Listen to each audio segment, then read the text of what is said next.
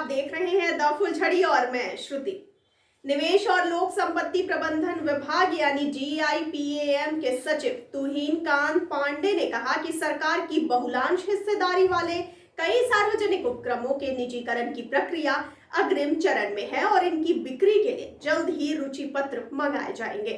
Merchant chamber of commerce and industry यानी MCCI द्वारा आयोजित एक वेबिनार में पांडे ने कहा कि सरकार ने हाल में एयर इंडिया और नीलाचल इस्पात निगम लिमिटेड जैसे 2 सरकारी संगठनों का सफलतापूर्वक निजीकरण किया है। आपको बताते चले कि उन्होंने कहा कि शेयर खरीद समझौते यानी SPA को मंत्रिमंडल ने मंजूरी दे दी है। सचिव के मुताबिक विभाग भारत पेट्रोलियम कॉर्पोरेशन यानी BPCL, भारत अर्थ मूवर्स लिमिटेड यानी BEML, shipping corporation of India यानी SCI, सेल की कुछ इकाइयां और राष्ट्रीय खनिज विकास निगम यानी NMDC के इस्पात संयंत्र के लिए रुचि पत्र के साथ तैयार हो रहा है। और आइए अब जान लेते हैं कि किन कंपनियों को कोरोना के दौरान प्राइवेटाइजेशन के लिए किया गया था लिस्ट। आपको बता दें कि उन्होंने जानकारी देते हुए कहा कि रेलटेल, IRFC और मझगांव डॉक जैसी 3 महत्वपूर्ण कंपनियों को पिछले वर्ष कोविड महामारी के दौरान निजीकरण के लिए सूचीबद्ध किया गया था।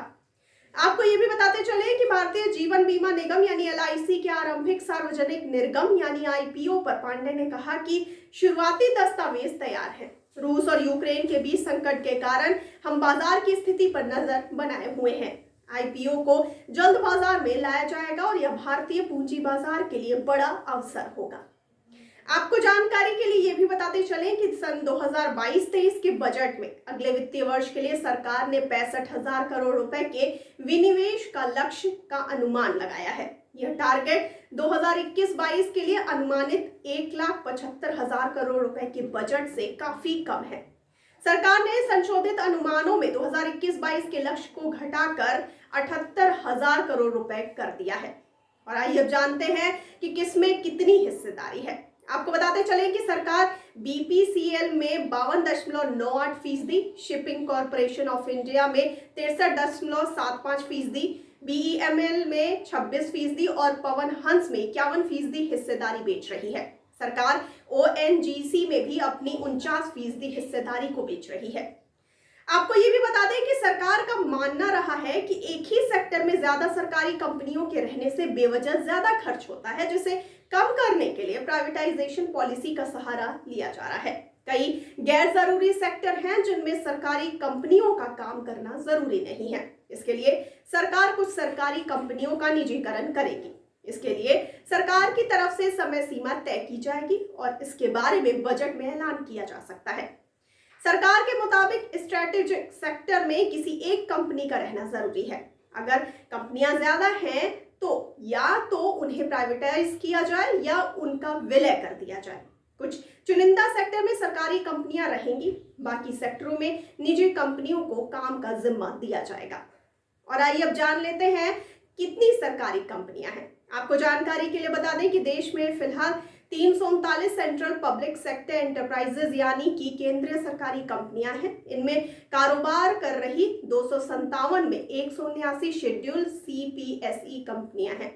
इन कंपनियों में metal, chemical, petrochemical, aviation, fertiliser, defence, space, infrastructure, heavy engineering, electronics, transportation के अलावा लॉजिस्टिक्स, वन पर्यावरण, health, finance, insurance, textile, housing जैसे सेक्टर से जुड़ी कंपनियां शामिल हैं। सरकार इन कंपनियों के विनिवेश की तैयारी कर रही है और इसके ड्राफ्ट पर काम चल रहा है। आपको ये भी बता दें कि सरकार इससे पहले कुछ बैंकों का विलय कर चुकी है। अलग अलग बैंकों को मिलाकर एक कर दिया गया, जिससे उनके काम पर कोई असर नहीं हुआ। कस्टमर्स की संख्या भी पहले की तरह बनी हुई है। कुछ इसी तरह की नीति सरकार कंपनियों को लेकर आ सकती है, जिसमें विलय को भी मंजूरी दी जाएगी। कुछ कंपनियों को प्राइवेट कंपनियों के हवाले किया जाएगा ताकि सरकारी खर्च बचे। तो आपको इस पूरी सरकार की योजना को लेकर के क्या कहना है? आपकी क्या राय है और निजीकरण को लेकर के आपकी क्या प्रतिक्रिया है? हमें कमेंट सेक्शन में कमेंट करके जरूर बताइए और साथ ही साथ हमारे चैनल को लाइक, सब्सक्राइब और शेयर करना ना भूलिए और मुझे दीजिए इजाजत। लेकिन आप बने रहिए द फुलझड़ी के साथ। धन्यवाद।